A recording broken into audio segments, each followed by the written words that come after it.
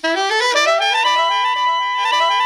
à bord. Bienvenue à bord. Bienvenue à bord. Bienvenue à bord. Bienvenue à bord. Maître à bord. Avec France Gauthier.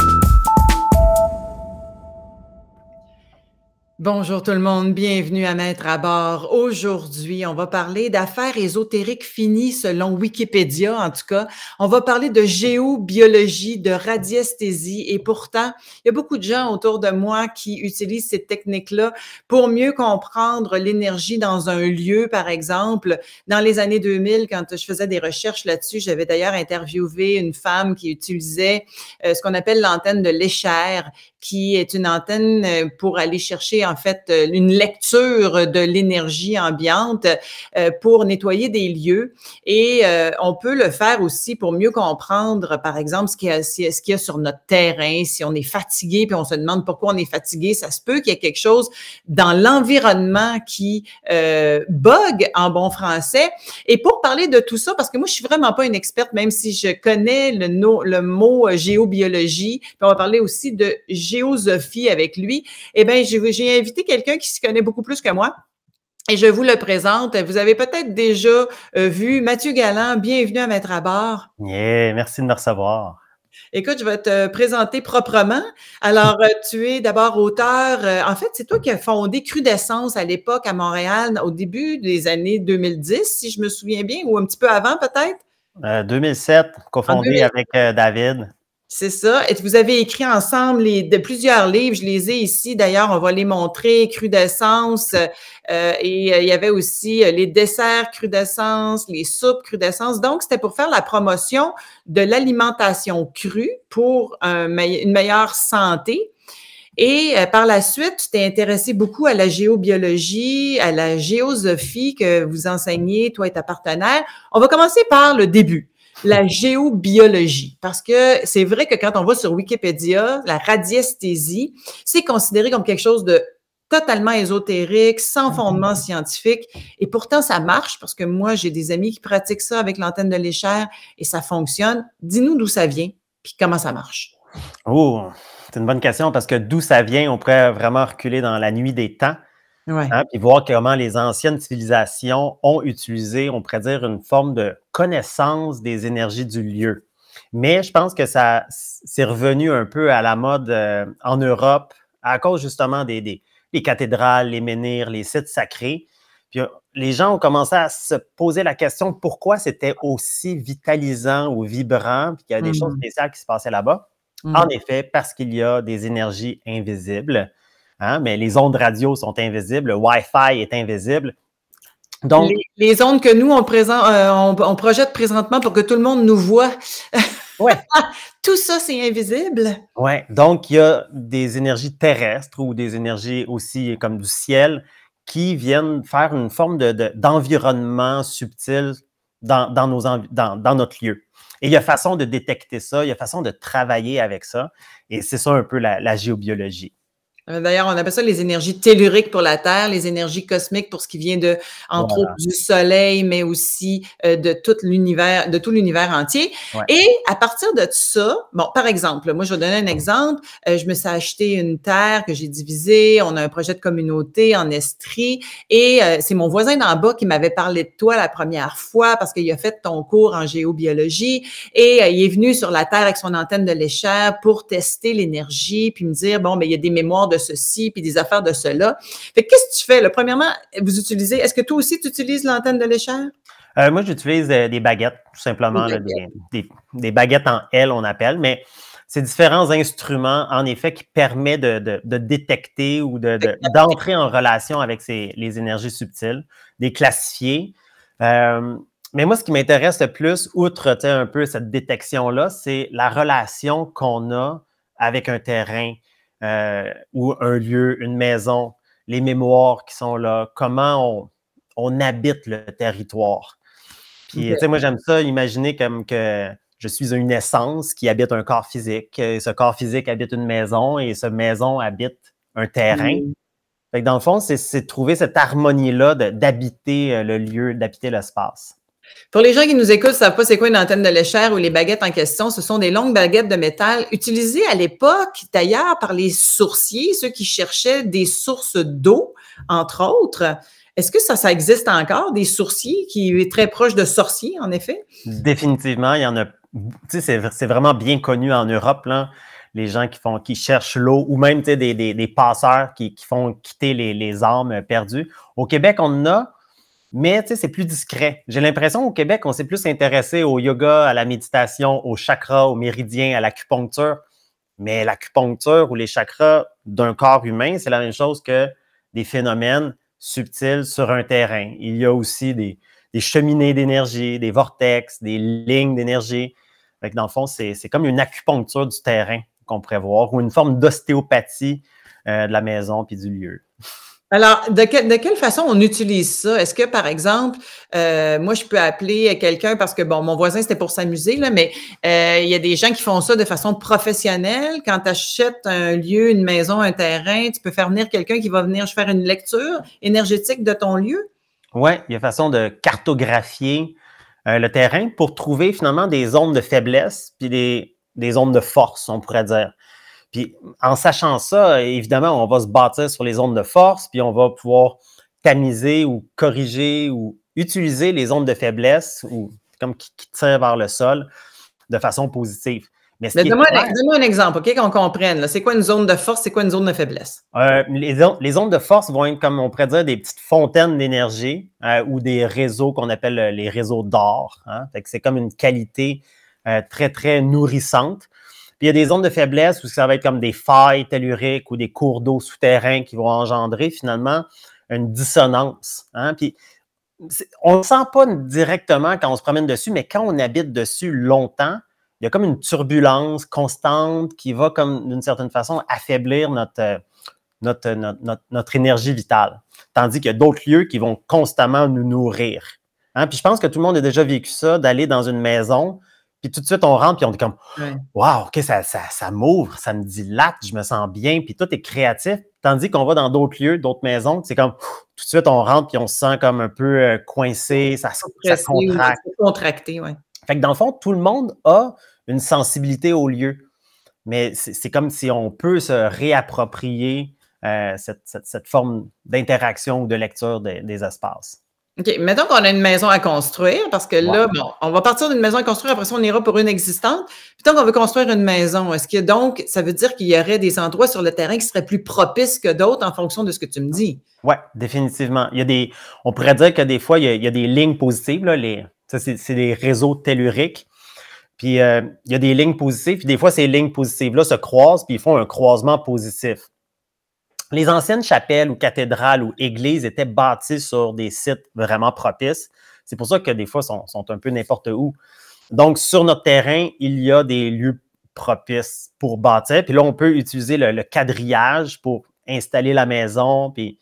Mais de façon intuitive, on sait que quand on se promène sur un terrain, il y a des zones qu'on est comme « Oh, wow, on est donc bien ici. » C'est là que les animaux vont, par exemple, aller se coucher ou il va y avoir des phénomènes agréables. Tandis qu'il y a d'autres zones qui ne sont pas propices. Il serait bon pour mettre une toilette compostable ou un tas de fumier. OK, c'est bon à savoir. Alors, les failles, exactement. Ça, c'est quoi une faille, là, mettons, là, pour que je le comprenne, là, que tu veux. Pour absolument pas construire une maison sur telle affaire, par exemple. Exact. Les failles, on pourrait dire, c'est des phénomènes les pires en géobiologie, mais c'est vraiment une faille dans la roche ou, tu sais, dans le fond, où ce que les énergies telluriques, magnétiques, un peu radioactives, la Terre monte trop dur. C'est comme s'il y avait une craque dans le plancher avec une lumière très, très forte qui vient, dans le fond, comme bousculer notre délicat système énergétique. Traverser ça, il n'y a aucun problème, mais vivre dessus, c'est vraiment éreintant. Puis ça l'engendre tout le temps comme une lutte, une chicane. Hein? Puis même une forme de faillite. Tu sais, des fois, il y a des boutiques là, à Montréal, on dirait qu'ils sont toujours fermés, sont toujours en train d'être alloués ou à vendre ou en faillite. Mais c'est souvent qu'ils sont installés sur des nœuds pathogènes ou des failles. Puis dans le fond, ça dévitalise constamment toute la clientèle puis la finance. OK. Puis est-ce qu'il y a quelque chose qu'on peut faire à part de fermer le commerce? Oui, bien sûr. Évidemment, ces énergies-là, vu qu'ils sont comme sont vivantes, on peut les bouger, on peut les tempérer, on peut les guérir, on peut les réharmoniser. On appelle ça de l'harmonisation géobiologique. Oui. Donc, il y a vraiment façon de travailler avec ça. Et des fois, dans les lieux, c'est pas juste des failles, c'est aussi de la mémoire ou même de la présence. Vous savez que quand un agent Remax ou un agent, peu importe, je ne vais pas faire la pub pour Remax, mais un agent d'immeuble, il y a des vices cachés qui sont émotionnels. S'il y a eu un meurtre ou un viol ou un drame dans une maison, on pourrait dire que le lieu est comme sali. C'est comme s'il y a eu ça a été repeinturé de l'intérieur avec du drame. Et ça crée vraiment un malaise quand on rentre dans ces places-là et ça se nettoie. Et il faut déclarer, par exemple, un suicide dans une maison parce que c'est vu selon les contrats d'immeuble, tu as raison, comme un endroit souillé. Et il y a toutes sortes de affaires très ésotériques en immeuble, voyons, dans le domaine immobilier aussi. Il y a plusieurs édifices n'ont pas de 13e étage, par exemple. Tu avais déjà remarqué ça, hein? Oui, puis on peut dire qu'il y a souvent une forme de parasitage ou d'entité. L'histoire des fantômes, là, les maisons hantées, ça a une certaine réalité. Hein? C'est pas tout le temps dans une vision Walt Disney, mais on pourrait dire qu'il y a des énergies stagnantes dans les lieux et c'est relativement facile de faire du ménage. Bon, alors ça, on pourrait parler de présence, de personnes qui sont décédées, peut-être en état de choc, qui se sont même pas rendus compte qu'ils étaient décédés. Moi, j'ai vu ça beaucoup dans mes recherches au début, là, dans les années 2000. Alors, effectivement, donc, avec tes outils, vous pouvez rentrer quelque part. C'est un peu des Ghostbusters modernes, finalement, là, que vous êtes. Oui, on peut dire ça. On peut vraiment dire ça. Et simplement faire bouger l'énergie, faire bouger les présences, aider à passer à un autre niveau de conscience. Exactement. On peut les aider à continuer leur chemin, puis ramasser leur bagage, puis s'en aller. Mais ça, il y a comme une approche de la géobiologie qui peut être très technique. Hein? Réparer des lieux, harmoniser, faire partir les mauvaises énergies, booster les bonnes énergies. Mais il faut se dire qu'un habitant choisit d'une certaine façon, inconsciemment, des fois, sa maison. Puis c'est en corrélation avec son niveau de conscience. Donc, moi, ce que j'aime le plus, c'est d'aider l'individu, l'habitant, à vraiment comme reprendre contrôle de son lieu. Et dans le fond, comme participer dans le processus de nettoyage ou d'harmonisation du lieu. C'est vraiment un super processus. Moi, j'adore ça. C'est ça qui me donne le plus de frissons. Donc, ce qui permet d'élever la fréquence tant du lieu que de la personne qui y habite. Exact. Ah, c'est bien dit ça. Écoute, j'ai déjà une question ésotérique finie pour toi. Et après ça, on pourra parler de géosophie. Non, mais Marielle l'a dit elle-même, là. Elle dit « Bonjour France, merci pour la diffusion. Question posée à ton invité. On m'a dit qu'à Cowansville, il y a une grosse cheminée d'entités de bas astral, ce qui ne m'aiderait pas. As-tu des... Bref, il y a une grosse énergie tellurique. Est-ce que ça se peut? Connais-tu ça? Comprends-tu ça? » Oui. Il y a des phénomènes majeurs hein, dans différentes villes, dans différents lieux. Tu sais, des fois, c'est très positif, des fois, c'est très négatif. En général, il y a du positif et du négatif un peu partout, puis on cohabite avec ça. On peut corriger ces places-là, mais la meilleure protection, c'est de revenir, tu sais, puis de développer finalement sa présence, de développer tu sais, comme son système énergétique, de développer sa compréhension du monde subtil, là, sans glisser là, dans la peur, l'ésotérisme, tu sais, puis le trop spirituel. Hein, parce que dans le fond, c'est l'ancrage dans la matière, dans l'énergétique, qui va nous donner finalement la capacité de dialoguer, puis de ne pas être tout le temps affecté par ce qui est négatif ou positif. Hein, puis de naviguer beaucoup plus sereinement à travers finalement les phénomènes qui nous entourent. Il y a des pratiques là-dedans et elle pose la question à savoir est-ce qu'on met du gros sel dans chaque coin de la maison, est-ce qu'on fait brûler de la sauge? Et ça vient de toutes sortes qui, selon moi, peut-être sont des croyances, mais peut-être que ça aide aussi. Alors, veux-tu nous éclairer là-dessus? Écoute, quand on commence à fouiller dans la géobiologie, avec un petit peu d'alchimie, avec un peu comme paganisme, tu sais, il y a énormément de superstitions, il y a énormément, mais des fois, en arrière des superstitions ou du folklore, dans le fond, spirituel, on s'aperçoit qu'il y a quand même des principes énergétiques qui sont fonctionnels. Hein, puis c'est là, moi c'est ce que j'adore faire, c'est ce que je fais depuis longtemps, là, de prendre un peu ces différentes traditions-là, puis de regarder scientifiquement ou philosophiquement ou symboliquement pourquoi ça fonctionne, pourquoi ça marche, pourquoi le sel va absorber les énergies négatives, pourquoi les oignons vont absorber ça. Ceci dit, aujourd'hui, dans notre monde moderne, il y a des façons beaucoup plus efficaces à purifier les lieux que de prendre et de faire confiance un peu aveuglément à des techniques folkloriques. Hein? Il y a vraiment des façons beaucoup plus amusantes et puissantes pour nettoyer. Mais la sauge de tout temps a été utilisée pour nettoyer des lieux. Est-ce qu'il y a un fondement en arrière de ça? Oui. À vrai dire, la sauge a été utilisée en Amérique.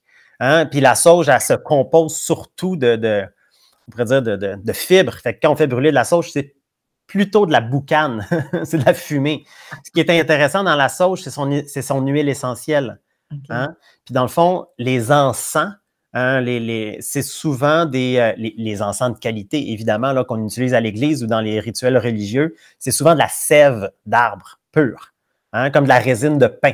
La résine de pin, quand on la fait brûler sur un petit charbon ardent, ça fait une fumée, mais c'est pas de la boucane, là. C'est vraiment l'huile essentielle. Et ça, c'est extrêmement puissant. C'est pour ça que c'est utilisé comme ça dans différentes traditions. Mais, de grâce, n'utilisez pas les petits bâtons d'encens là, qui sont du bambou, de la colle puis de la sciure de bois avec des huiles artificielles dessus. Ça, c'est plus un polluant qu'un purifiant. Hein? Ben, merci, on le sait maintenant. Il y a Guylaine ici qui demande, en fait, qui nous raconte que son père était un excellent sourcier. Tout le monde le réclamait à Sainte-Sophie. Malheureusement, il est décédé, mais elle a gardé ses branches, donc les grandes baguettes et la fameuse montre pour la profondeur de l'eau et de la veine d'eau, en fait. Eh bien, merci pour le témoignage.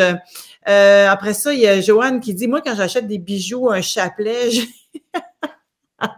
T'as une minute, il manque des mots, là. Mais en tout cas, je comprends pas votre... À avoir un processus pour le purifier. Oui, c'est ça. À le mettre dans un gros sel, puis dans un plat de terre cuite. OK, je viens de comprendre. Merci beaucoup pour le truc. Puis, bon, bref, il y a plein d'affaires qui existent, là. Moi, je veux t'entendre à partir du moment où est-ce qu'on sait que ça existe. Donc, on peut faire affaire avec des professionnels et dire, moi, je veux faire nettoyer mon lieu ou moi, je veux faire inspecter mon lieu pour choisir le meilleur endroit si j'ai une maison à construire. Ça, c'est monnaie courante pour vous autres, là. Oui. Mais c'est évident que avant de construire, c'est essentiel de pouvoir choisir le lieu. Mais aussi, quand on achète une maison qui est déjà faite, hein, souvent dans les traditions, il y a la consécration, la pendaison de la crémaillère, puis une forme de purification du lieu pour que, dans le fond, comme quand on achète un vêtement usagé, on a le goût de le laver avant de le porter, sinon on a l'impression qu'on porte l'autre personne. Et c'est réel en plus, c'est tout à fait réel. C'est réel. Et c'est sûr qu'aujourd'hui, la science est tellement matérialiste qu'on a comme besoin de détecter des choses pour y croire. Mais pourtant, les ondes radio ou les énergies subtiles, pour l'instant, la science ne les détecte pas, mais dans quelques années, on va avoir des instruments suffisamment perfectionnés pour détecter l'éther ou l'astral, hein, les plans subtils. Et là, on va faire « Ah oui, finalement, ça existe ». Mais depuis tellement longtemps, on utilise, on comprend, puis on peut aller jouer dans ces places-là. Donc, l'harmonisation d'un lieu déjà existant ou à bâtir, il y a des formes de rituels à faire ou de nettoyage pour structurer, hein, harmoniser, préparer l'énergie du lieu pour qu'il soit vraiment confortable puis qui résonne avec nos valeurs, nos besoins, nos intentions, hein, tout ça. Puis là, tout à coup, le lieu nous supporte, nous propulse dans notre vie à la place de nous limiter puis garder ça comme un boulet des fois. Et là, toi, tu donnes des cours de ça avant qu'on passe à la géosophie, qui est plus justement une philosophie ou en tout cas une pratique spirituelle. Tu donnes des cours de géobiologie 101, il y en a un qui s'en vient. J'ai mis le lien au-dessus de la vidéo. Qu'est-ce qu'on apprend dans un cours de géobiologie 101? Eh bien, c'est intéressant, là. Ce cours-là, c'est tout un peu la théorie, la technique, la vision globale de qu'est-ce que la géobiologie au travers. Oui, tu sais, il y a le passage d'entité, l'harmonisation feng shui. Il y a, dans le fond, aussi la géométrie sacrée. Il y a plein de notions, hein, de ce monde-là, de cet art-là. Puis, mais c'est ça, là, c'est en Zoom, là, dans le fond, c'est en ligne, mais ça donne énormément de pratiques et d'outils pour pouvoir jouer chez soi.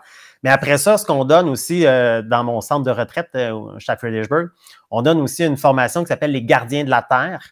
Et ça, c'est vraiment l'application de la géobiologie dans l'expérience, tu sais, dans le côté magique là, de connecter profondément avec la nature. Regarde, j'ai un autre beau témoignage ici, Sylvie qui dit je me suis retrouvée à 2 reprises dans une maison avec des cheminées cosmotelluriques négatives. Et c'est le bon mot, merci de bien le dire, Sylvie. Alors, explique donc à notre gang, c'est quoi ça, des cheminées cosmotelluriques négatives? Écoutez, on pourrait dire que dans les lieux, des fois, il y a comme des tubes. Hein? C'est vraiment comme une cheminée. On peut voir ça comme un gros poêle. Hein? Puis ça, ces cheminées-là, ils respirent doucement de haut en bas. Ils balayent de l'énergie. Puis en général, ces cheminées-là, ils vont essayer de filtrer de l'énergie, soit positive ou négative. Donc, si c'est sur un lieu négatif, qu'il y a eu comme un petit drame, il va s'installer une cheminée négative, puis elle va essayer de balancer ça au travers les années. Mais il y en a qui sont positives aussi, et c'est très agréable. Quand on rentre dans cette, on pourrait dire, dans cette cheminée, on va sentir, par exemple, soit on va avoir un sentiment de dilatation, tu sais, on va être comme avec un wow, ou un sentiment de contraction puis de malaise. Hein? Fait que c'est vraiment ça pour moi la meilleure façon d'évaluer le lieu, c'est par rapport à son corps physique, de voir comment je me sens. Ouais. Les gens très sensitifs, puis j'en ai rencontré plusieurs et interviewé plusieurs, sont capables de détecter effectivement s'il y a de l'énergie plus lourde ou en tout cas des âmes qui sont restées sur le plan. Et c'est le cas, ici au Québec, on est sur une terre sans mémoire, il y en a très peu de ça, mais quand on va dans les vieux pays qu'on appelle en Europe, où il y a eu beaucoup de guerres, de champs de bataille, c'est palpable. Est-ce que tu as déjà vécu une expérience avec ça? Oui. Il y a plusieurs places. Oui, en Europe, là, on pourrait dire que tout le territoire a été couvert de sang. Mais ici aussi, il y a eu des drames. Mais en effet, ici, ce qui est intéressant, c'est que les sites sacrés que les Amérindiens cherchaient pour faire des roues de médecine, ils n'ont pas été investis de structures comme de chapelles ou de chemins de croix ou de cathédrales. Fait que dans le fond, le territoire ici est beaucoup plus vierge. Et il y a vraiment quelque chose, il y a un vent de fraîcheur ici qui est vraiment, vraiment le fun. Là. Bon, mais c'est super. Merci pour l'explication. Là, il y a plein de questions, j'y reviendrai à la fin. Je veux que tu me dises, que tu me parles un peu de géosophie, parce que ça aussi, vous enseignez la géosophie, qui est plus une pratique spirituelle pour se reconnaître, mais à travers les forces de la nature, ou en tout cas en lien avec la nature. Oui. À vrai dire, moi, j'avais été étudier la géobiologie en Europe.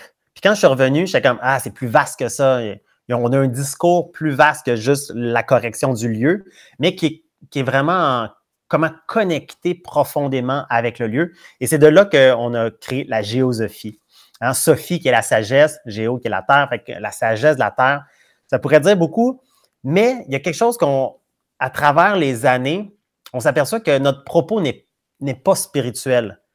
Il est beaucoup plus dans un ancrage dans le réel, de l'intelligence, de l'intuition qu'on a. Tout le monde a de l'intuition, tout le monde a du cœur, tout le monde a de l'intelligence, mais souvent, on a de la misère à l'incarner, à la déposer dans notre vie, dans nos relations, dans notre travail, dans notre lieu, évidemment, dans tous les aspects de notre santé, alimentation, sexualité, etc. Et la géosophie, dans le fond, est une invitation d'intégrer cette connaissance intuitive que la plupart des gens ont, mais de vraiment assumer que ça bouscule nos vies quand on commence à vivre selon nos principes intérieurs, dans le monde extérieur, d'assumer ça. Fait que c'est moins une quête spirituelle, c'est beaucoup plus comme un processus d'intégration dans le réel.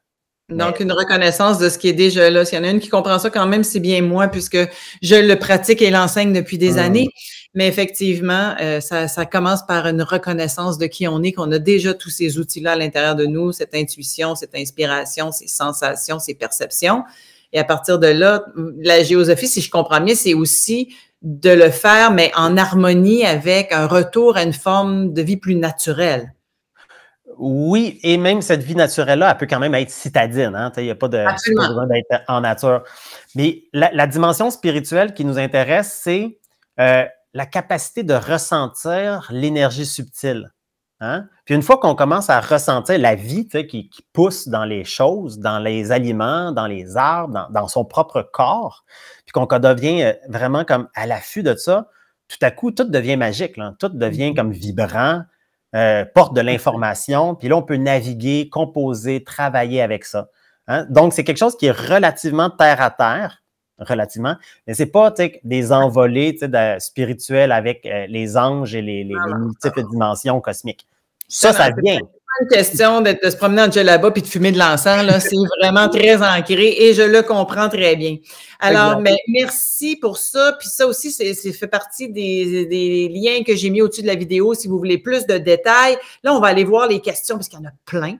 Alors, Sylvie qui dit, question, moi j'ai un toit en pyramide, qu'est-ce que vous en pensez? Ça change-tu quelque chose, un toit plat, un toit en pyramide? À vrai dire, en effet, toutes les formes vont avoir une résonance, une vibration, une information différente. Du coup, une forme en pyramide, ça va comme ça va donner un ton différent qu'un toit plat. Mais moi, j'aime les toits en pyramide, j'aime les pyramides. Fait que moi, je trouve ça très positif. Ça va donner une forme d'ancrage, mais aussi d'élévation, d'épuration.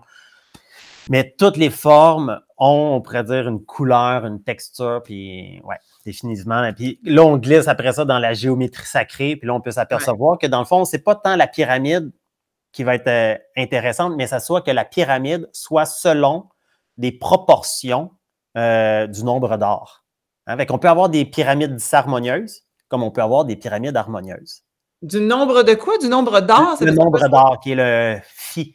Hein, comme les spirales des escargots ou de la galaxie, ça a une proportion mathématique particulière, le nombre d'or, puis toute la nature est designée sur le nombre d'or. Dans le fond, on peut designer architecturellement ou les jardins tout le temps sur le nombre d'or, puis ça va avoir une résonance de nature vraiment plus vivante.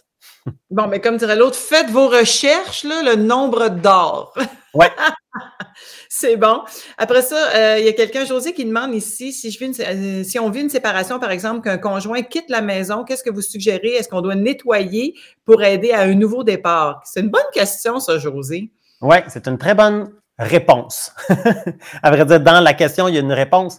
Parce qu'évidemment, de faire un rituel pour fermer des fins de relation, pour redonner à l'autre ce qui lui appartient, puis comme juste de remettre ça au neutre pour pouvoir avoir la place pour inviter quelque chose de nouveau dans notre vie. Fait que oui, ces rituels-là peuvent être faits de façon très, très simple, hein? Mais aussi, des fois, on a besoin de frotter un peu plus, puis il peut y avoir des rituels puis des réharmonisations du lieu de façon beaucoup plus profonde. Il y a une autre question ici, je n'irai pas au complet, mais Marielle qui revient avec une question en disant, est-ce que le Ouija, vous pensez que c'est dangereux, il y a un risque? Marielle, moi, je vais répondre, puis après ça, je vais voir qu'est-ce que Mathieu en pense. Vous savez qu'aux États-Unis, dans plusieurs États, on a interdit le jeu Ouija parce que les adolescents jouaient avec ça. Et ils sont tellement poreux, les adolescents, c'est-à-dire qu'ils sont encore un pied dans l'enfance, un pied dans l'âge adulte, donc ils sont encore très médiums, entre guillemets, ce qui fait qu'ils peuvent s'attirer toutes sortes de fréquences plus ou moins intéressantes, puis ils restaient pris avec, ne savaient pas quoi faire avec ça, et c'est une des raisons pour lesquelles on a interdit le Ouija. Mais on ne l'explique pas de façon scientifique, et c'est pour ça que c'est vu comme quelque chose de totalement ésotérique. C'est quoi ta réponse, toi, Mathieu? Le Ouija, c'est une petite porte entre des dimensions. Fait que dans le fond, on peut ouvrir cette porte-là, mais il faut savoir quoi faire avec. Fait que oui, il y a des entités qui peuvent passer ou venir parler, mais ça peut rester puis ça peut vraiment nous déranger. Fait que ces portes-là, avant de jouer avec ça, c'est important d'avoir une pratique consistante, hein, d'avoir une solidité, d'avoir un bon centre énergétique, une bonne protection énergétique et de savoir dialoguer avec ça sans en être submergé et impressionné. Donc, c'est vraiment ce qu'on fait finalement.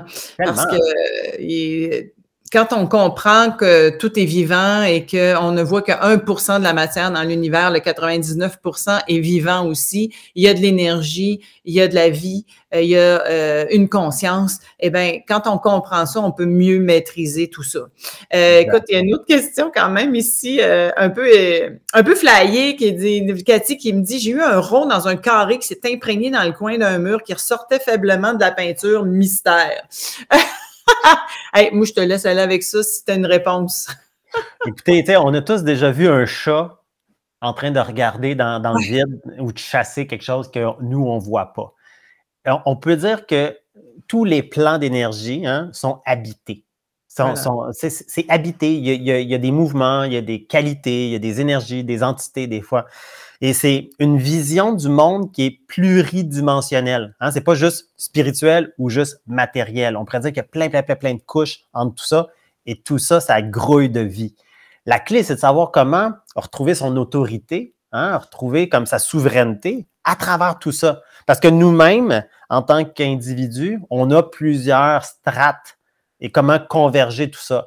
À ce moment-là, tous les phénomènes qui nous entourent, qui ont l'air un peu bizarres, un peu mystiques, pour moi, je dis c'est secondaire parce que ce qui est primaire, c'est de se rapatrier, de retrouver notre consistance. Après ça, les solutions, la compréhension et savoir quoi faire avec ces choses-là, ça vient de soi. Ça se fait naturellement. Ouais. Alors, je veux simplement terminer ici avec le commentaire de Lisanne qui dit « C'est donc bien drôle tout ça, je vibre à vous écouter. » Ben, merci. Effectivement, c'est drôle, on peut en rire, puis en même temps, il y a quelque chose de très sérieux dans tout ça.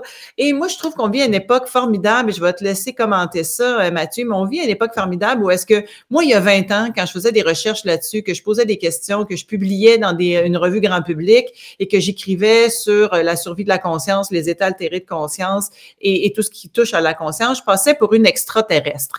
Et dans les 4-5 dernières années, il y a quelque chose qui s'est passé, qui s'est devenu un peu plus mainstream. Et là, on peut en parler comme on parle de la pluie et du beau temps et que ça passe. Je sais pas pour toi, mais comment tu vois l'évolution de tout ça? Ah, moi, je trouve ça super le fun, effervescent de voir comme cette ouverture-là de la population par rapport aux énergies plus subtiles, ne serait-ce que l'acupuncture, puis les chakras, puis la méditation, puis tout ça. Il y a vraiment... Mais il faut faire attention là-dedans parce que des fois, ça reste comme en surface. Il manque de profondeur, il manque d'expérience, il manque de guidance aussi. Puis il y a beaucoup de monde qui s'improvise, petit chaman, puis ça peut, comme dans le fond, diverger ou comme rendre le chemin plus compliqué. Mais c'est comme moi, je trouve ça, j'ai l'impression que c'est comme le printemps, puis que là, il y a plein de nouvelles fleurs qui s'ouvrent, de nouveaux potentiels. Et c'est extrêmement rafraîchissant parce que j'ai l'impression que c'est cette conscience subtile-là qui va nous permettre de comprendre avec plus de ressenti et d'intelligence qu'est-ce qui est en train de se passer sur la planète. Qu'est-ce qui est en train de se passer réellement dans... Tu sais, comme il y a une pollution mentale, il y a une pollution émotionnelle qui engendre finalement des guerres, puis une confusion politique, puis une confusion industrielle, tu sais. Puis pour moi, genre, la géobiologie n'est pas juste une compréhension des phénomènes du terrain, mais aussi une compréhension des grandes dynamiques qui jouent dans l'humanité. Et là, ça nous donne une capacité de faire des actions qui sont beaucoup plus comme cohérentes et puissantes. Voilà. Et consciente. Et je dirais que la règle d'or, et je ne le répéterai jamais assez, ne donnez jamais votre pouvoir à personne. Ce sont des outils et ce sont des outils qui, quand on apprend à les maîtriser, servent notre évolution et non, on ne se met pas au service d'un gourou ou d'un chaman ou d'un... C'est pour nous qu'on fait ça. Voilà. Alors, merci infiniment, Mathieu Galland. Je te laisse terminer parce que, bon, il y a un cours de géobiologie qui s'en vient. Alors, les détails sont au-dessus de la vidéo, mais il y a aussi ton jeu de cartes. Parle-en donc 2 minutes, là, puis je rajouterai le lien après. Oui, écoutez, moi, je suis un entrepreneur là, qui adore créer de la nouveauté. Donc, comme le savant fou dans Back to the Future. Là. Moi, j'adore ça. Je suis vraiment inspiré, mais... Je veux amener des outils concrets dans le monde pour que les gens puissent, justement, comme tu dis, reprendre leur pouvoir. Donc, tout le projet de la géosophie, c'est des cours. Allez explorer ça. Là, il y a beaucoup de matériel gratuit aussi pour que vous puissiez cheminer à votre façon. Puis là, j'ai démarré un nouveau projet qui Ça s'appelle les méditations Mana ou Mana Mind. Là, pour l'instant, tout est en train. Je suis en train de créer une application aussi pour pouvoir faire des méditations qui ne sont pas juste de la méditation de pleine conscience, tu sais, qu'on veut apaiser le mental. C'est beaucoup plus utiliser l'imagination, la créativité pour comme avoir un mental malléable et résilient, hein? Avoir de la créativité. Et ça, j'ai tout un petit jeu de cartes aussi avec ça. C'est super ludique. C'est de montrer à quel point la méditation peut être ludique et accessible. Et Ouais. que, Et voilà. très élevante. Alors, on termine en disant à Marielle où on peut rejoindre Mathieu sur les 2 liens que j'ai mis au-dessus de la vidéo. Alors, vous allez pouvoir cliquer dessus et tomber sur ces 2 sites Internet. Un, c'est la géobiologie, l'autre, c'est la géosophie. Et je vais rajouter le lien pour le jeu de cartes. Mathieu Galland, ça a été un pur plaisir de te rencontrer. Il faisait longtemps que je savais que tu existais, mais qu'on n'avait pas eu la chance de se rencontrer. Alors, c'est aujourd'hui que ça se passe. Ah, c'est un plaisir. Un grand plaisir. Merci d'avoir posé ces questions. Toujours, j'adore partager cette science et il y aurait tellement à dire. À une prochaine, sûrement. Bien, sûrement. Puis, sais-tu quoi? C'est quelque chose qui va devenir tellement naturel bientôt et j'espère le voir de mon vivant. Tu es un peu plus jeune que moi. Sans doute que toi, tu vas le voir de ton vivant. Mais effectivement, ça va devenir tout à fait naturel de penser, par exemple, avant de raser un boisé pour construire une maison, de rentrer en communion avec la nature, avec les présences, les dévas, c'est-à-dire les esprits de la nature. Pas arriver là en conquérant, en disant, regarde, moi, je m'en viens servir, comment je peux servir. Tout ça va devenir naturel. Pour l'instant, on est juste en train de s'initier à tout ça. Ah, c'est un délice de t'entendre. Et vice-versa. Merci beaucoup. Bonne semaine tout le monde. Il y a des questions plus pointues. Si tu veux, tu iras répondre en dessous après la vidéo si ça te tente. Bonne idée. Merci beaucoup tout le monde et à très bientôt. Merci. À bientôt.